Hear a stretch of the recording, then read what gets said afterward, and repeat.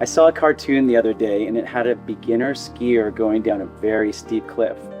And the instructor was yelling over, "Make a pie shape with your skis. It's called a snow plow."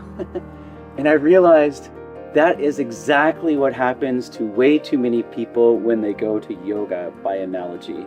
They think they're going to a green dot run, but it ends up being a double diamond. And as a result, people end up injured and they're not getting the maximum benefit out of every pose. My name's Ian Finn. I've been doing yoga for over 30 years and I've created a course called Yoga Foundations, where in just 3 sessions, I want to give you as much knowledge as I had after my first 16 years of yoga. Yoga Foundations. Friends don't let friends do yoga without first doing this course.